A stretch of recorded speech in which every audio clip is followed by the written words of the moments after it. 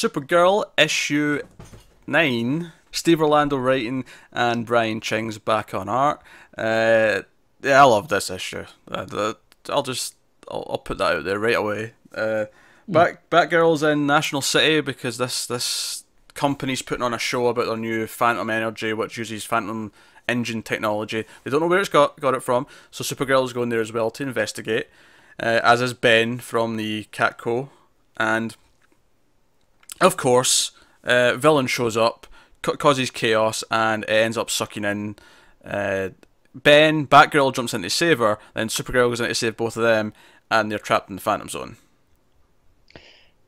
Yeah, pretty much. That sums it up nicely. That's the issue. I will say I don't think I loved it as much as you did. I enjoyed it, and I'm looking forward to seeing what it does with the arc now they're in the Phantom Zone. But I didn't love it inherently on itself.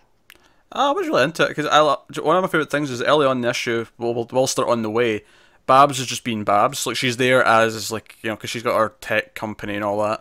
She's just there as that. And Supergirl shows up when Ben is hanging around, and Supergirl knows it's Batgirl, but she just kind of like she makes these little digs at her, these little comments where she's like, no, she knows because Babs makes a joke about needing a super signal, and you know Supergirl says, I'm not used to seeing people from Gotham without masks, and just little bits like that. They were just having some fun with it.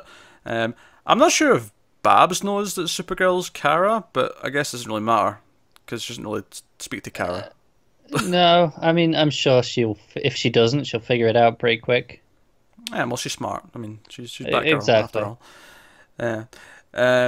It was great having Ching back. Everything looked great, I thought. Cause, I mean, I was a fan of his art on this book anyway. Yes, absolutely. With the addition of Batgirl now, who also looks great with his style. Tell you what, that very first panel is fantastic. Of Batgirl swinging in. Yeah. That and you know the one where she's in the silhouette before in the through the window. Yeah. I see. Yeah, that's really nice. No, it's really good stuff. And obviously stuff goes down. It's Magog. Is that how you pronounce his name? I believe so. Yeah. It's one of these things with comic books, though. If they've never been in a movie or a TV show, I've never actually heard someone say the name.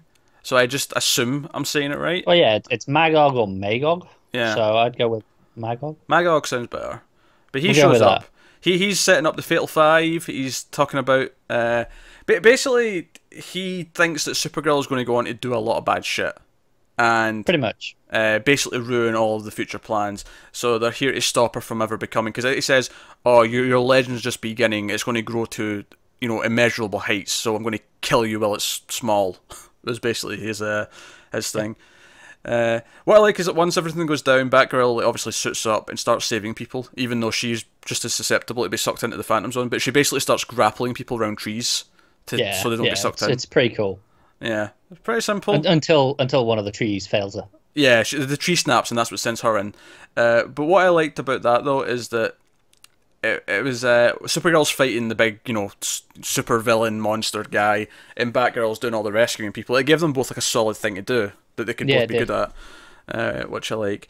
So yeah, so Supergirl makes the choice. Director Chase isn't very happy about it, admittedly, but she jumps in after them. And what I like as well about the art is once they do go into the Phantom Zone, just completely shifts, doesn't it? All the color palette mostly. The color palette, but even the layout, because before the Phantom Zone, it's all pretty. And I don't mean this in a bad way, but it's pretty standard sort of boxes and stuff like that, and pretty straightforward. The odd slant here or there, but it's mostly straight lines. Yeah, but then you go into the Phantom Zone, and it gives you this double-page spread of this disorientating. It was kind of like what we talked about in Titans almost, with the slanting panels, and then it sort of lands flat. But this one it starts vertical and then slants until this. This one works better for me as well though, because it feels fractured, where it's like they're completely just disoriented where they are. It's like everything's just broken apart, and it's like, okay, we're gonna put things back together and figure out where we are. Yeah, you get a sense of they're really confused, and then by the time you get to the bottom of the page, it's like, okay, it's not that they completely understand what's going on, but they at least acknowledge that they can see the world around them, and it's not just disorientated anymore. They've got the footing. Yeah. And they basically explain it's the Phantom Zone, and then the end of the issue is just sort of the tease of who the villain is in here and stuff. And what was it? Lord Zadu.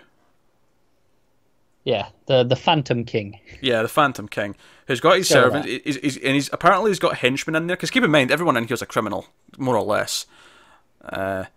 But he's got henchmen who are basically allowing themselves to be killed because their power will power his suit. Like his power suit is made out of the souls of the people who are sacrificing themselves for him, which is pretty badass. Yeah, I was gonna say that is pretty badass.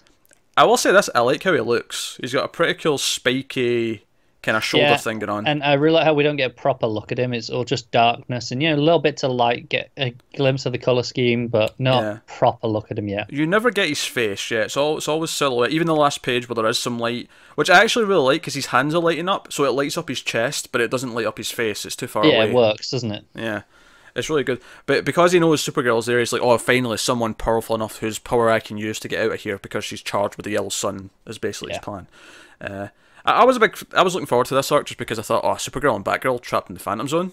Sounds like fun. And so far, I mean, this obviously was mostly the setup and introducing the villain and introducing what's going on, but so far I'm down. Like, I was really into it. Yeah, it was pretty good.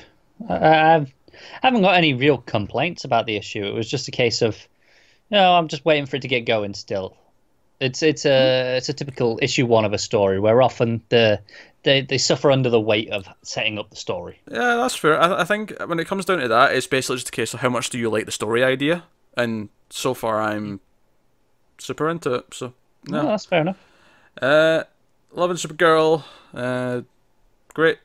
What did Matt think, I wonder? Yeah, did Matt love Supergirl? That's the real question. Did he love Supergirl? He probably did. He's a scoundrel. Where is he? Good to have Chang back in art. His Babs is fantastic. It's almost like we have a hive mind here. He's echoing things that we were saying. Loves Babs and Supergirl's banter before the Phantom Zone. That's something we also said. Also, we better get Mon-El soon. But wait, we need the Legion then. Well, given we're setting up Fatal 5, who, as I understand it, are a Legion villain team, right? Yeah. I guess we're building to it. They're still talking about Emerald Empress, obviously. Yeah. So I wouldn't be surprised if Mon-El pops up in the Phantom Zone, given that was a big thing back in Johnsy's Superman Action Comics run back in the day. So it would make sense to me. So I just want to say I actually like the idea of the Phantom King quite a lot, in the sense that this is the Phantom Zone. We know the worst of the worst are kind of in there.